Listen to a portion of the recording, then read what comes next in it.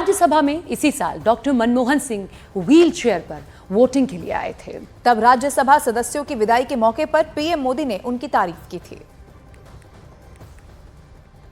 लोकतंत्र की चर्चा होगी तो कुछ माननीय सदस्यों की जो चर्चा होगी उसमें माननीय डॉक्टर मनमोहन सिंह की योगदान की चर्चा जरूर होगी।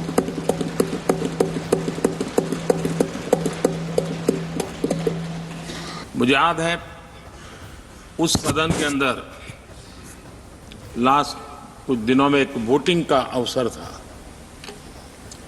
विषय तो मैं छूट गया मेरा, लेकिन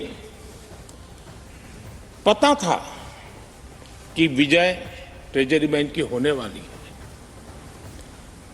अंतर भी बहुत था, लेकिन doctor Manmohan Singh ji wheel chair में आए, वोट किया। एक सांसद अपने दायित्व के लिए कितना सजग है उसका वो उदाहरण, वो प्रेरक उदाहरण था। इतना ही नहीं, मैं देख रहा था कभी कमेटी के चुनाव हुए, कमेटी मेंबर्स के, वो व्हील चेयर में वोट देने आए। सवाल ये नहीं है कि वो किसको ताकत देने के लिए आए थे। मैं मानता हूं वो लोकतंत्र को ताकत देने आए थे। अमित और नीरज इस वक्त लाइव हमारे साथ मौजूद है, उनका रुख कर लेते हैं। अमित, आप बताइए वहां पर अब कौन पहुंच रहा है, इस वक्त अंदर कौन मौजूद है, क्या घर के भीतर के लिए खबर इस वक्त आपको मिल रही है?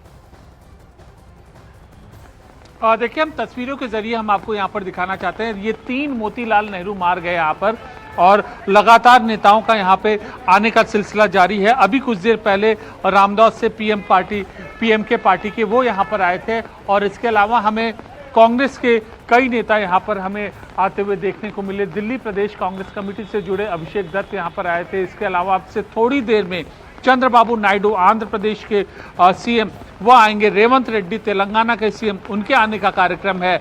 तो इसी तरीके से अलग अलग पार्टी, अलग अलग राज्यों और अलग अलग विचारधारा से रखने वाले लोगों के आने का सिलसिला लगातार जारी है। और जैसा कि आप जिक्र कर चुकी है पहले, और हम भी बता चुके हैं कि पीएम और गृह मंत्री और रक्षा मंत्री और अन्य नेता पहले ही यहाँ पर इनको श्रद्धांजलि अर्पित कर चुके हैं।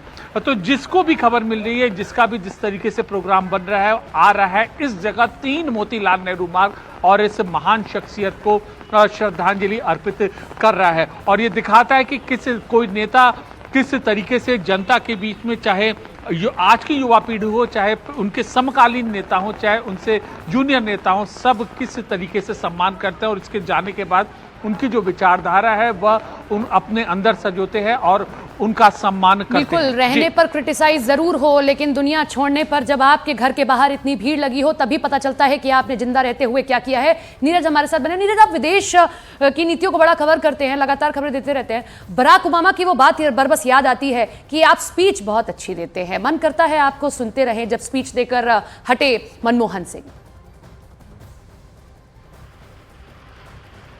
जी, एक बार फिर से प्रश्न दोहराएं।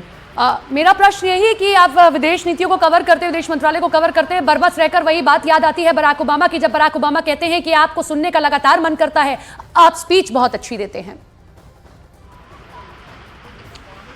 देखिए, बिल्कुल, पूर्व राष्ट्रपति अमेरिका के ओबामा हो या बाकी जो दूसरे राजनयिक हो, प्रधानमंत्री मनमोहन सिंह की शख्सियत को, क्योंकि दुनिया एक ऐसे दौर में जा रही थी जब अर्थव्यवस्था, राजनीति से ज़्यादा अर्थव्यवस्था की अहमियत दुनिया की डिप्लोमेसी में बढ़ गई थी। आज की तारीख में भी आपके मार्केट की बात होती है। जब आप भारत को की तस्वीर को रखते हैं, भारत को दुनिया के सामने रखते हैं, तो अपनी राजनीति से ज़्यादा अपने आप को, अपने मार्केट को रखते हैं। इसीलिए भारत का महत्व तो बढ़ा। और जब 1991 में मनमोहन सिंह ने वो बड़े फैसले किए जिससे भारत की अर्थव्यवस्था और भारत की उद्योग जगत की या भारतीय की जो आकांक्षाएं थी वो बढ़ी, तो उसके बाद दुनिया के तमाम जो लीडर थे, खाली सिर्फ अमेरिका की बात नहीं बल्कि यूरोप की बात करिए या बाकी दुनिया के अलग अलग देशों के जो नेता थे, उनकी नज़र भारत पे पड़ी। आपने राष्ट्रपति ओबामा का जिक्र किया, उन्होंने तारीफ की थी, अपनी किताब में भी तारीफ की है। तो लोग देश नहीं, विदेश या चाहे दुनिया में कोई भी देश क्यों ना हो, कोई भी व्यक्ति क्यों ना हो, जिसने